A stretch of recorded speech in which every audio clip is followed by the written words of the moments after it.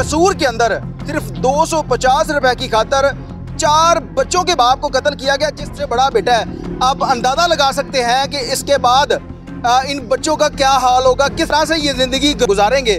किए even then यहाँ तक कि इसके साथ जो वर्कर थे उन्होंने भी बहुत ज़्यादा मिन्नत समाजिद की है कि इसका कसूर कोई नहीं है, कल पास लग जाएगा। लेकिन उन लोगों ने बुरी तरह तशद्दुद शुरू कर दी है।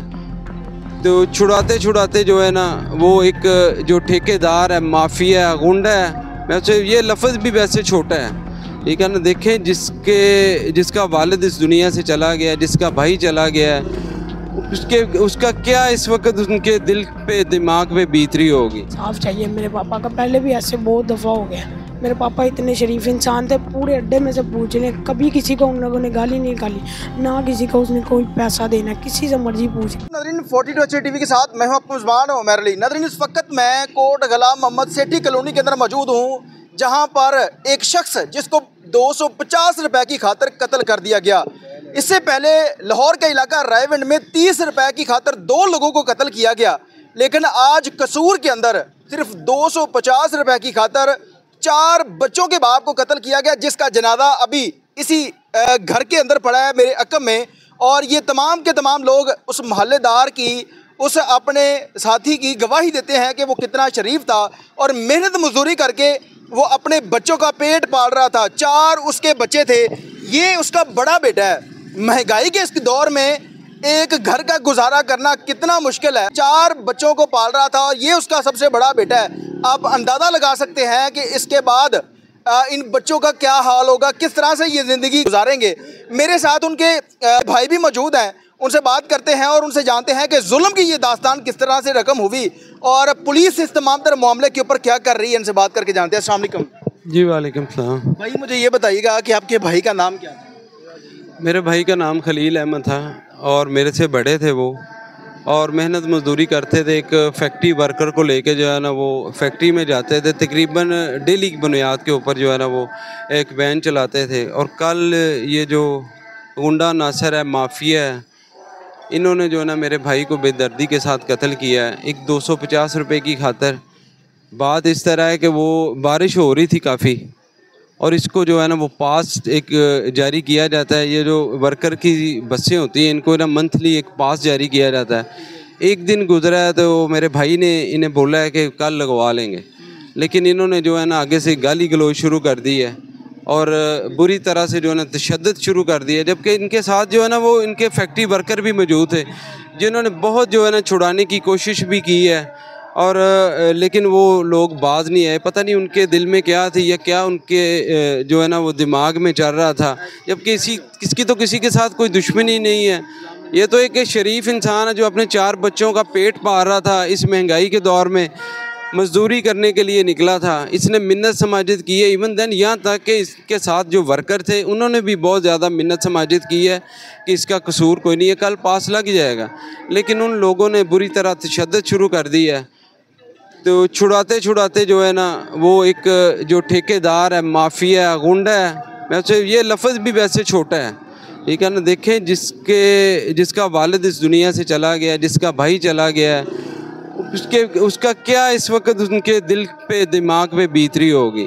इन्होंने बुरी तरह तशद्दुद किया। फिर वो गुंडा जो इन्होंने पार रखे हैं उधर, वो आया, उसने मेरे भाई के सर में जो है ना रॉड मारा है या कोई डंडा मारा है, जो वो मौके पे गिर गया है और मौके पे गिरते साथ उसकी डेथ हो गई है। उसके बाद 15 पे कॉल चलाई गई है, पुलिस आई है, पुलिस ने FIR दे दी है। FIR देने के बाद कोई 2 बंदे भी अरेस्ट कर लिए हैं, लेकिन वो तो खैर ये आज तो अभी थोड़ी देर तक जनाजा है मेरे भाई का। उनकी तदफीन के बाद जो है ना बाकी तो जो प्रोसेस है या प्रोसीजर है वो तो बाद में होगा ना। लेकिन मेरी सिर्फ DPO कसूर से और इंतज़ामिया से, CM पंजाब से यही अपील है कि ये जो 4 बच्चों को जो है ना, 4 बच्चों का बाप मेरा भाई इस दुनिया से चला गया, उसने वापस नहीं आना। लेकिन ये इन जो गुंडा हैं, माफिया हैं, इन्हें कैफ़े करदार तक जो है ना पहुँचा के मैं सांस लूँगा और इंशाअल्लाह ताला ज़िंदगी रहे तो मैं इनका पूरा डट के मुकाबला करूँगा। अगर मेरी कहीं भी ना सुनवाई हुई तो मैं बिल्कुल इन बच्चों को लेके, इनकी वालदा को लेके मैं खुद भी जो है ना वो रोड भी ब्लॉक करूँगा, एहतजाज भी करूँगा। मेरी सिर्फ CM पंजाब से और हुकूमत वक्त से यही अपील है कि मेरे भाई का जो है ना इंसाफ दिलाया जाए। ये बताइएगा कि आपका भाई ये जो फैक्ट्री वैन है कितने अरसे से चला रहा है? ये काफ़ी अरसे से चला रहे हैं, तकरीबन 5-7 साल से चला रहा है, और हार्ट का पेशेंट भी था, ठीक है ना। क्या इससे पहले भी ये जो कब्जा माफिया, ये पर्ची माफिया है, इन्होंने कोई इस तरह का कोई लड़ाई झगड़ा किसी और के साथ किया हो या इनके साथ? आप देखते रहते हैं माशाल्लाह मीडिया वाले, आपको पता है कि आज से कुछ चंद रोज़ पहले एक 30 रुपए की खातर 2 भाइयों को कत्ल कर दिया जाता है। उससे पहले एक माह पहले जो है ना, ये बाईपास के ऊपर कसूर, ये परचमी माफिया ने जो है ना वो उधर बुरी तरह से तशद्दुद करके उन कनेक्टर और ड्राइवर हजरात की जो है ना बुरी तरह से जो है ना उन्हें तशद्दुद किया, मारा। और ये देखें इनके हाथ कितने लंबे हैं कि इन्होंने उल्टा जो है ना उन्हीं के ख़िलाफ़ जो है ना चोरी की FIR करवा दी, और आज वो इस बात को भुगत रहे हैं। वो मार भी खा ली, तशद्दुद भी हो गया, और इस बात का आज जो FIR उनके ऊपर झूठी काटी गई, उसका आज वो जो है ना वो बेचारे दर बदर की ठोकरें खा रहे हैं। मेरे साथ अहले मोहल्ला भी मौजूद हैं, इनसे भी बात करते हैं और जानते हैं कि इस जुल्म के ख़िलाफ़ ये लोग क्या कहना चाहते हैं। अस्सलाम वालेकुम, आगे भाईजान क्या कहेंगे, ये जो कत्ल हुआ है, नाहक कत्ल किया गया, और 4 बच्चों का बाप जिसको 250 रुपए की खातर, आज के दौर में 500,000 जो है वो बच्चा भी इससे खुश नहीं होता, 250 रुपए की खातर कत्ल कर दिया गया है, क्या कहेंगे इस जुल्म के ख़िलाफ़? देखें, अस्सलाम वालेकुम। देखें, ये मैं बात करूं शराफत की, तो ये हमारा दोस्त भी था, भाई भी था, हमने सारी ज़िंदगी इकट्ठे गुजारी है खलील के साथ। ये ऐसा आदमी था ही नहीं कि किसी के साथ ज़्यादती और या ज़ुबान दराजी करे। तो ये जो इन लोगों ने किया है पर्ची माफिया ने, ये इससे आगे भी बहुत वाक़े हो चुके हैं इस तरह के। किसी से ज़्यादती करते हैं, किसी को मारते हैं, और ज़बरदस्ती। गाड़ी वाले को तो पता है हमने पर्ची लेनी है, वो ये महीने का एक पास देते हैं। उसने ये कहा कि पास जो है ना, आज बेटा मौसम ठीक नहीं है तो सुबह मैं लगवा लूँगा। इसके बावजूद भी उन लोगों ने तशद्दुद किया, वाक़या पे उसके सर पे राड मारा, और वो ऐसा आदमी नहीं था। हम तो ये कहें हमारा भाई था, लेकिन इन्होंने इस तरह के वाक़यात बहुत ज़्यादा किए हैं पर्ची माफिया ने। तो इनका कुछ सद्देबाब किया जाए। मैं हुकूमत से अपना इल्तिजा करूँगा कि इस पर्ची माफिया का जो है ना सद्देबाब किया जाए। ये उसका बड़ा बेटा है जिस शख्स को कत्ल किया गया है, इनसे बात करते हैं। आप अंदाज़ा लगा सकते हैं कि बच्चे की उम्र क्या होगी, तो ये किस तरह से अब अपने घर को चलाएगा, क्या मामला तो होंगे। अस्सलाम वालेकुम बेटा, क्या नाम है आपका? अहमद खलील। अहमद बेटा, क्या करते हैं आप? मैं मदरसे से हिफ़्ज़ करता हूँ। हिफ़्ज़ कर रहे हैं? हाँ। क्या कहेंगे, आपके बाबा की जब मौत की खबर मिली, आप कहाँ पे थे? मैं घर पे था, तो मैं अस्पताल गया हूँ, तो मैं उधर ही बेहोश हो गया। इतना मुझे दुख हुआ है अपने पापा का। तो जब मुझे पता लगा ना ललियानी वालों ने मारा है, तो मैं यही कहूँगा हुकूमत से कहूँगा कि मुझे इंसाफ चाहिए मेरे पापा का। पहले भी ऐसे बहुत दफ़ा हो गया। मेरे पापा इतने शरीफ इंसान थे, पूरे अड्डे में से पूछ लें, कभी किसी को उन लोगों ने गाली नहीं निकाली, ना किसी को उसने कोई पैसा देना, किसी से मर्जी पूछ लें। मेरे पापा को ऐसे ही उन लोगों ने मारा है। तो मैं हुकूमत से यही अपील करूँगा, मेरे पापा को इंसाफ दिलवाएं। जब आपके बाबा गाड़ी लेके घर से गए थे, आपसे मिलके गए थे, हाँ जी। क्या कोई बात हुई हो? नहीं, कुछ भी नहीं कहा था। ये आपके भाई हैं? हाँ जी, तीनों। क्या नाम है बेटा आपका? सनैन। सनैन बेटा, आपके बाबा को जालिमों ने मार दिया है, क्या कहेंगे? उनको क्या सजा मिलनी चाहिए जिन्होंने आपके बाबा को मारा है? इंसाफ। ये वो शख्स है जिनकी गाड़ी आप लोगों की थी।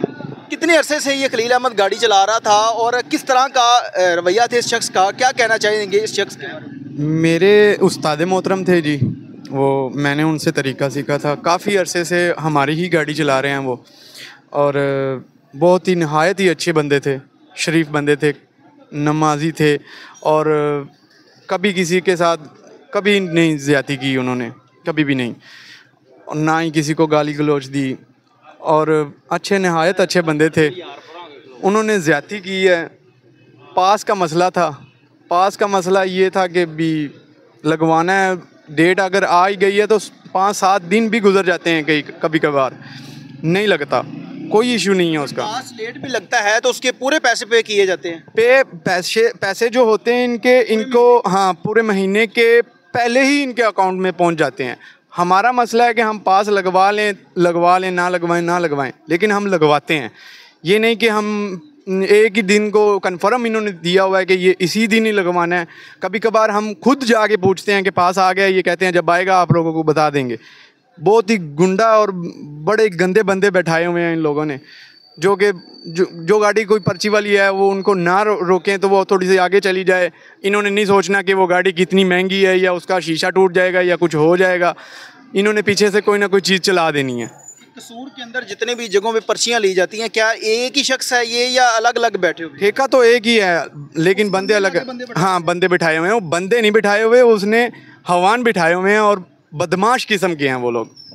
जी नाज़रीन, आपने उनके भाई की, उनके बच्चों की और अहले मोहल्ला की बात सुनी कि 250 रुपए की आजकल के दौर में क्या वैल्यू है। आप लोग समझते हैं आजकल के दौर में 1000 रुपये जो एक बच्चा दिन का जो है वो उसको खर्च कर लेता है, लेकिन एक शख्स की जान क्या 250 रुपये से भी कीमती नहीं थी कि उन जालमों ने इतना तशद्दुद किया कि उस शख्स को, जिसके 4 बच्चे हैं, मेहनत मजदूरी करके अपने बच्चों का पेट पाल रहा था, उनके पढ़ाई लिखाई के अखराजात तमाम तर वो चीज़ें देख रहा था, उस शख्स को जालमों ने कत्ल कर दिया।